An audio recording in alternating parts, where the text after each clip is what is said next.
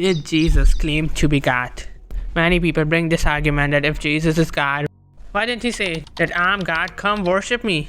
But I want to ask, do he have to? Yes, do he explicitly have to go and say, I'm God, come worship me?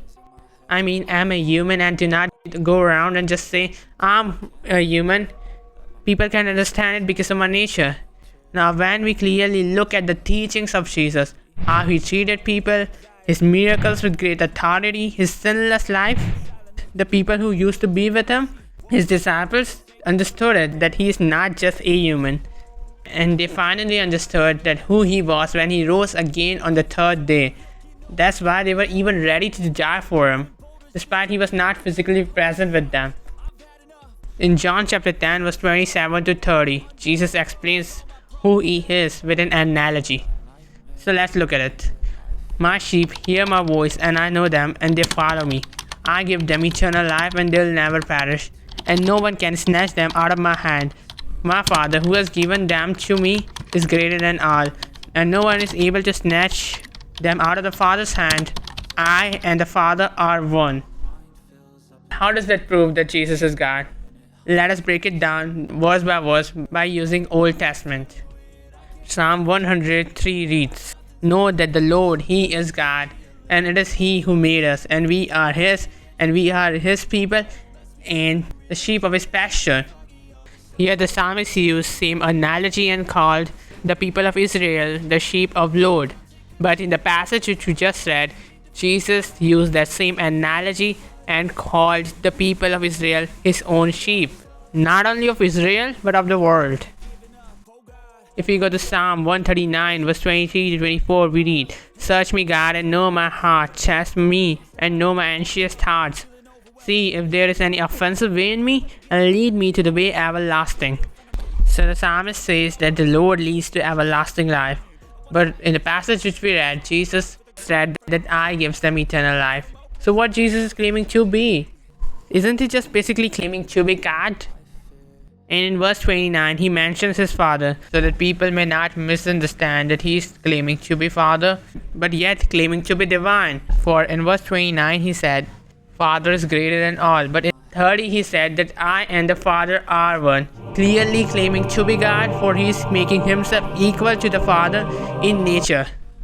And Jews did not misunderstood it. They understood that he is claiming to be God, because in the next couple of few verses we read that they were ready to stone him for the blasphemy. In John chapter 8, one of Jesus' boldest statements is found in verse 58.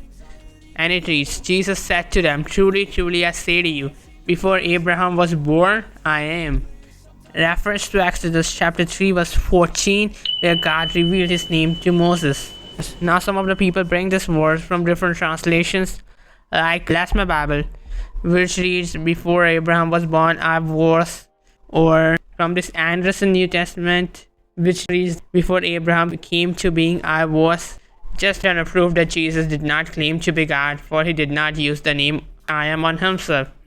But that does not work, because Jesus makes a statement, before Abraham existed, I was already living. He was already existing. The entire Israelites were descendant of Abraham. So how can Jesus, if he is just only a man, met Abraham, who lived roughly 2000 years ago before Jesus made this statement? If we want to go even more further about this statement, let's read verse 56 and verse 57. It reads, Your father Abraham rejoiced that he would see my day, and he saw it and was glad. So the Jews said to him, You were not yet 50 years old and you have seen Abraham? Let's look at it. Jesus said Abraham rejoiced to see his days, and he saw it and was glad. And in response, Pharisees asked, How have you seen Abraham? For you are not even 50 years old. And we already know what Jesus said. So the real question is, why didn't Jesus deny it, that he has seen Abraham? The answer is because he had seen him. But where? In Genesis chapter 18. It's not just something I'm saying, it's rooted in Christian theology. Justin Martyr said that it was Jesus who met Abraham before his incarnation. And he also gave reference to Genesis chapter 18. When three men came to meet Abraham, and one of them was the Lord. So how is it that it was not God the Father, but it was Jesus?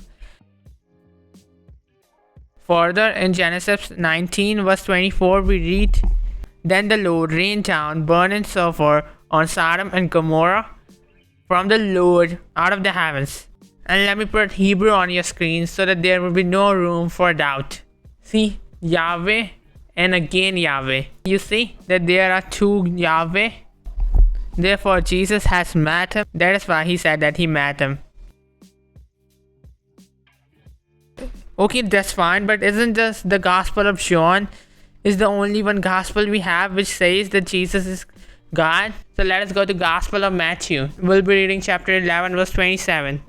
And it reads, "All things have been handed over to me by my Father, and no one knows the Son except the Father, and no one knows the Father except the Son, and anyone whom the Son chooses to reveal him."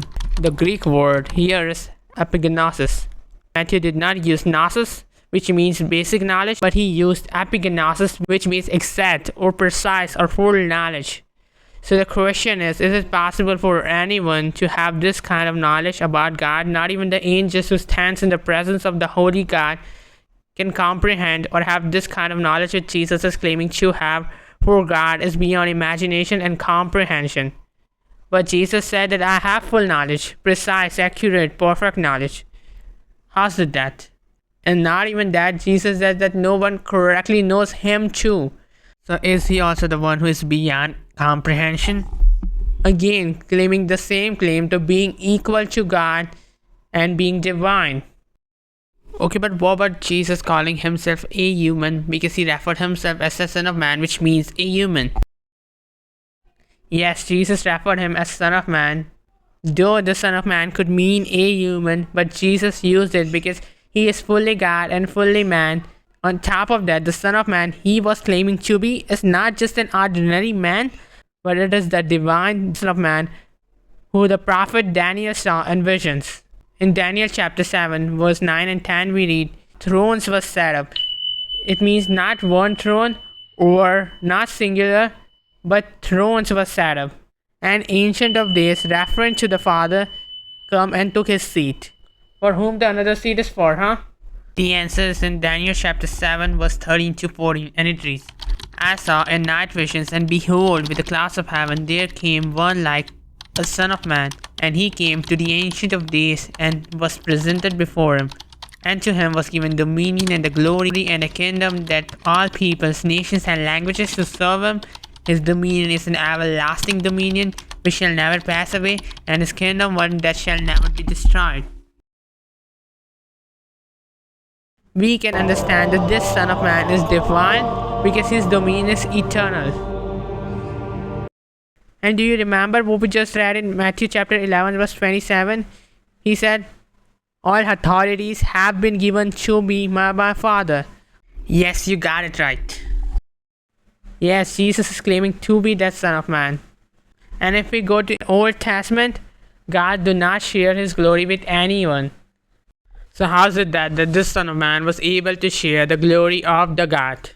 Because he is God and is equal to the Father in nature. So the reason Jesus used Son of Man to refer himself is not because he is only just a human, but to show that he is the divine Son of Man who is worthy to sit on throne and is worthy of worship. Okay, so that's all for this video. Subscribe and God bless ya.